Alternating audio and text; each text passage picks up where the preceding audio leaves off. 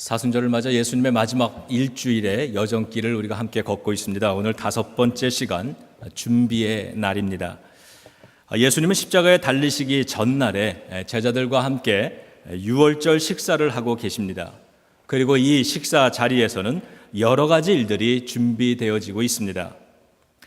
우선 제자들의 준비 작업이 있었습니다. 제자들이 예수님께 질문합니다. 예수님, 이제 유월절이 시작이 되는데 우리가 어디로 가서 선생님께서 유월절 음식을 잡수시게 준비하기를 원하십니까? 이렇게 질문을 합니다.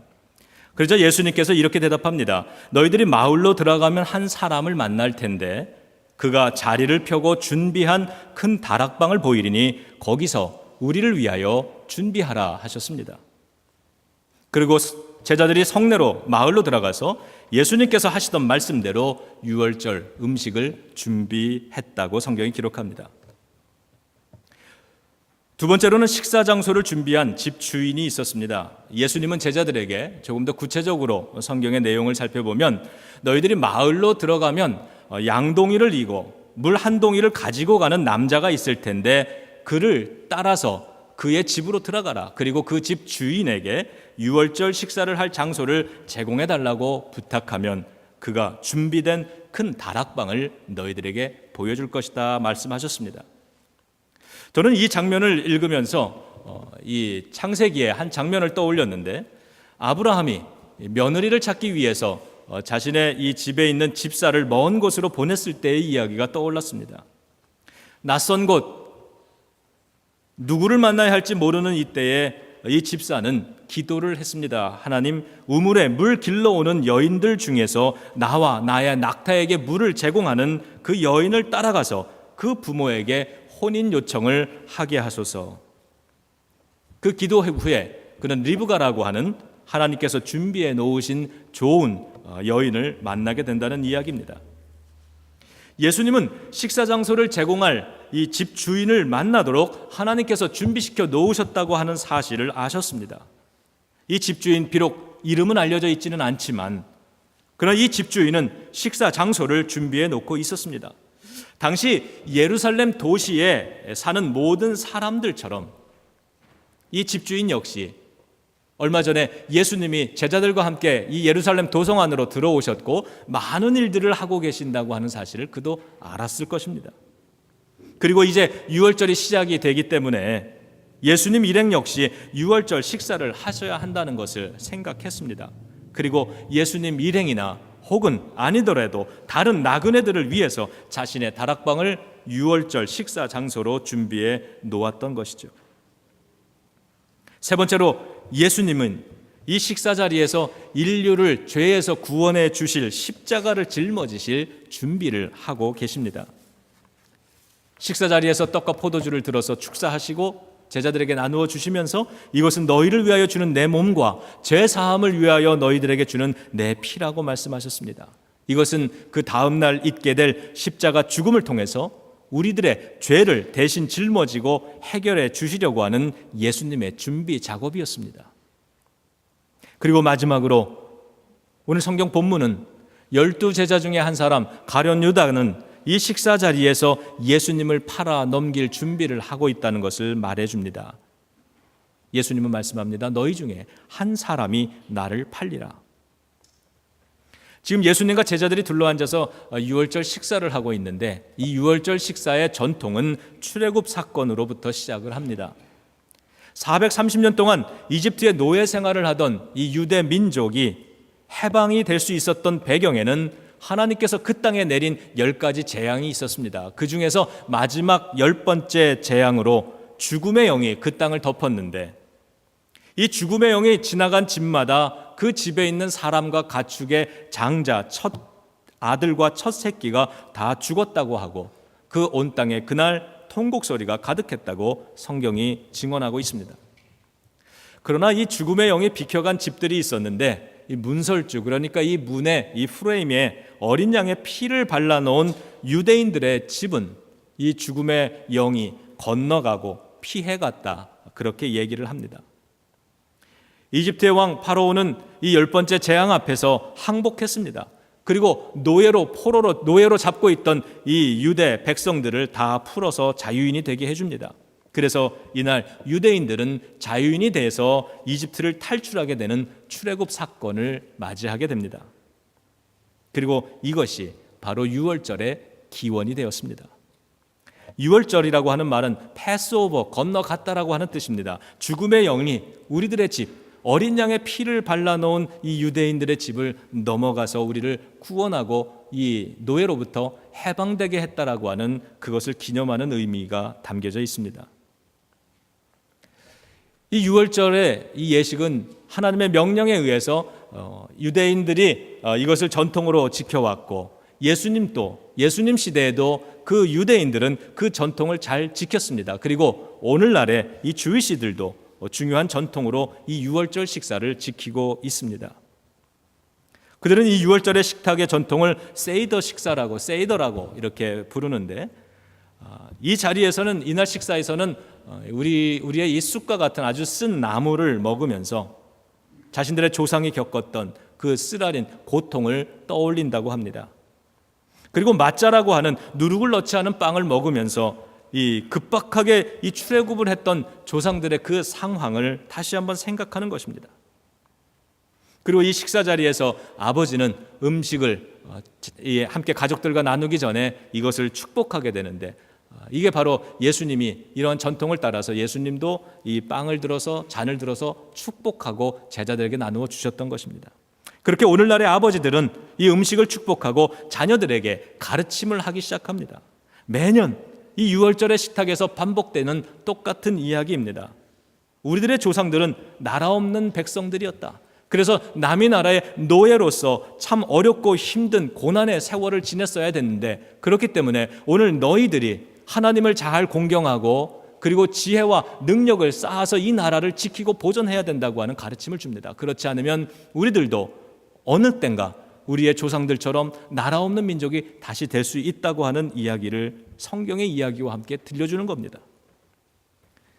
그리고 본래 성경에는 없는 음식이지만 요즘에는 이 삶은 달걀을 먹는다고 합니다. 삶은 달걀 우리가 알지만 이 말랑말랑하지만 여기에 열을 가하면 이 굳어지는 이 삶은 달걀처럼 유대인들도 고난을 받으면 단단하게 굳어지는 믿음의 기질을 가졌다는 그러한 상징으로 이 삶은 달걀을 먹는다고 합니다.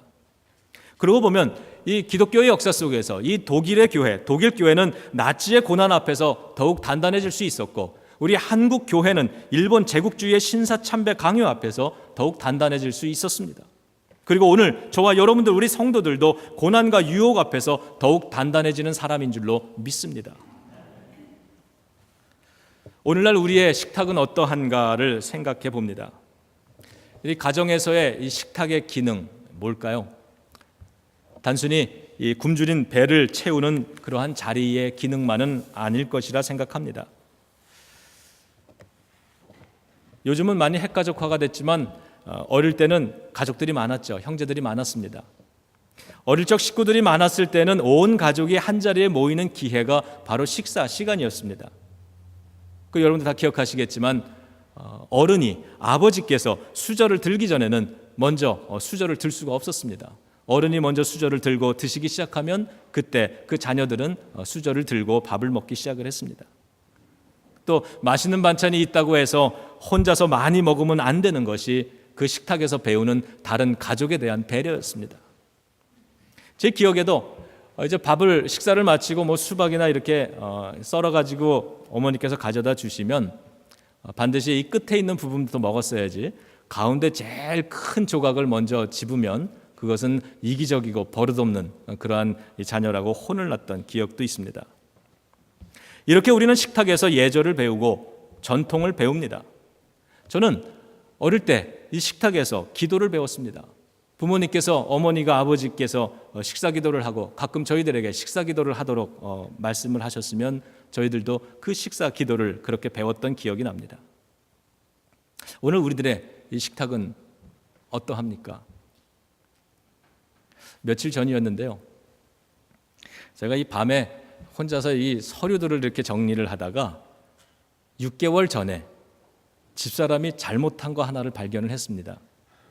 순간 제 혈압이 올라가고 맥박이 빨라지더니 집사람에 대한 신뢰도가 바닥을 치기 시작합니다. 야, 이 환난과 시련을 내가 오늘 어떻게 극복해야 할까? 화가 나기 시작했습니다. 그래서 집사람을 일하고 들어오는 집사람을 불러가지고 막 잔소리를 하기 시작했어요. 근데 막 이거 어떻게 된 거냐고 잔소리를 하는데 집사람이 당황하더니 기억이 나질 않는다고 합니다.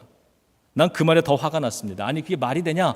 불과 6개월 전에 일을 어떻게 기억을 못하냐? 네가 오리냐 오리발레 밀게. 그러면서 자 이걸 봐라. 그리고선 제가 아주 당당하게 서류를 딱 펼쳐 보여줬는데 그러고 나서 보니까 날짜가 2010년 8월입니다. 2년 전 날짜를 잘못 본 거예요. 순간 전세가 완전히 역전돼서 그때부터 야단 맞기 시작했습니다. 아니 이미 2년 전에 해결된 일을 가지고 그렇게 사람을 잡냐? 내가 기억이 안 난다 그랬으면 믿지. 그걸 그렇게 의심하냐? 그날 저는 침실에 들어가지도 못하고요.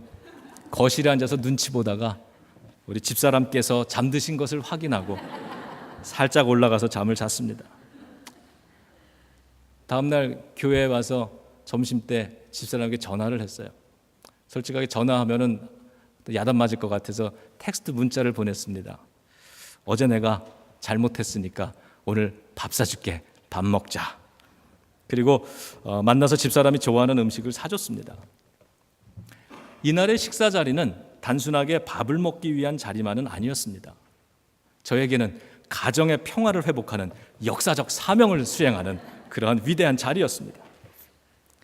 이 식사 자리에 대한 유머들이 유독 많은데 그만큼 식사 자리는 우리에게 소중한 거란 뜻이겠죠. 부부가 식사를 하고 있는데 남편이 신문을 보면서 밥을 먹습니다. 그러던 남편이 한숨을 크게 쉬면서 투자한 주식 스탁이 반토막이 났다고 짜증을 내면서 괴로워합니다. 옆에 있던 아내는 아내대로 새로 시작한 다이어트가 뜻대로 안 된다면서 투정을 부리기 시작합니다. 신문을 보며 투덜대고 있던 남편이 아내를 흘끔 쳐다보더니 하는 말이 내가 투자한 것 중에 갑절로 불어난 건 당신밖에 없구려.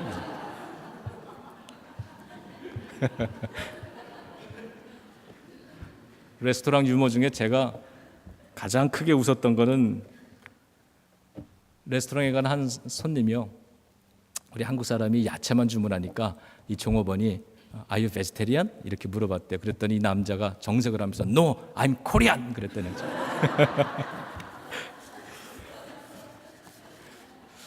여러분 우리들의 식탁은 어떠합니까? 이 식탁에서 얼마나 기쁨이 넘쳐나고 감사가 넘쳐나고 있습니까? 우리가 셀 모임들을 하는데 이 셀에서 모이면 정성껏 준비해온 음식들을 함께 나누게 됩니다. 그리고 오늘도 예배를 마치면 우리들은 장소를 옮겨서 친교실로 가서 우리 이렇게 둘러 앉아서 함께 식사를 나누게 됩니다.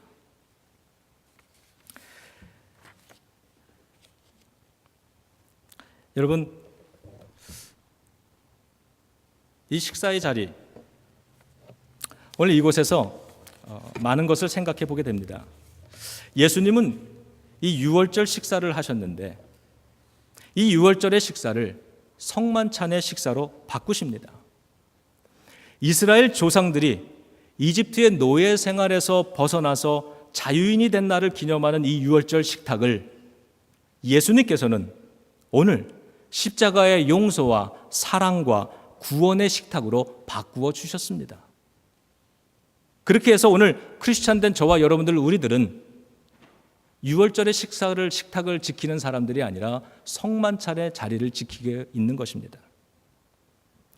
오래전 유대인의 조상들이 출애굽함으로써 노예 생활에서 구원받을 수 있었던, 그래서 자유인이 되었던, 그때 희생되었던 어린 양의 피, 이것을 기념하던 과거 역사 속의 조상들의 이야기를 예수님은 오늘 예수 그리스도의 십자가의 그 사랑과 은혜로 우리의 죄를 용서해 주시는 그 예수님의 십자가의 보혈로 인하여 우리가 구원받고 자유인이 된 오늘날의 식탁의 축복으로 바꾸어 주시는 것이죠.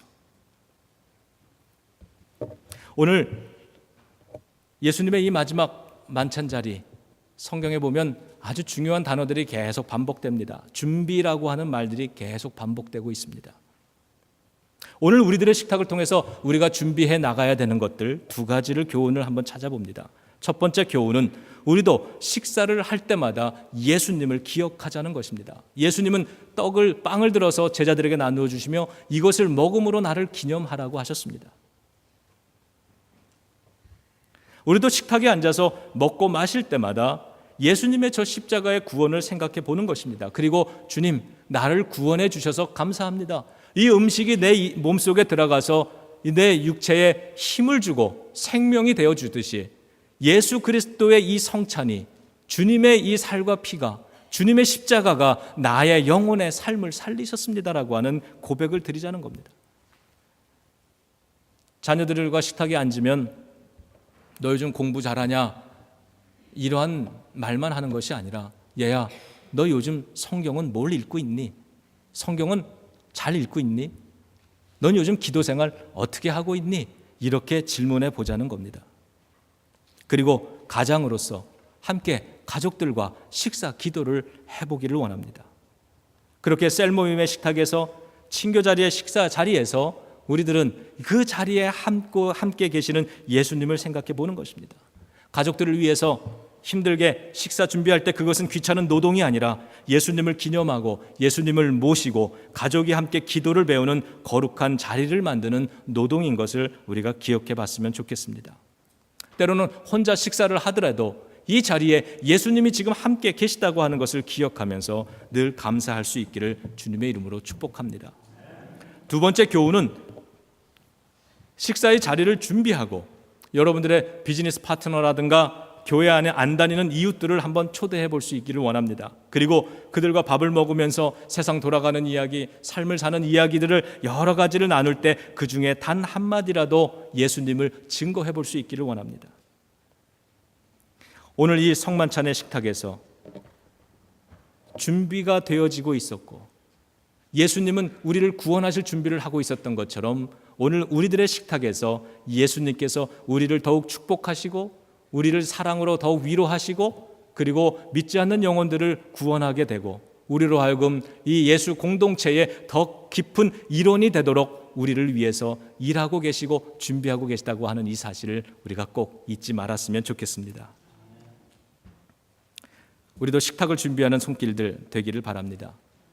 우리가 매일 접하는 이 식탁에서 예수님을 초청하고 예수님을 기억하고 그리고 이 사랑의 식탁에 다른 사람들을 초청하면서 우리가 이곳에서 함께 화해도 하고 함께 친교도 도모하고 함께 예수님도 증거하면서 우리들의 관계가 깊어지듯이 예수님과 그 사람과의 관계를 더 깊게 만들고 연결해 줄 수 있는 그러한 아름다운 일들이 끊임없이 일어남으로써 저와 여러분들 우리들의 식탁에서 열매가 오늘도 많이 맺히기를 주님의 이름으로 축복합니다. 자, 기도하겠습니다.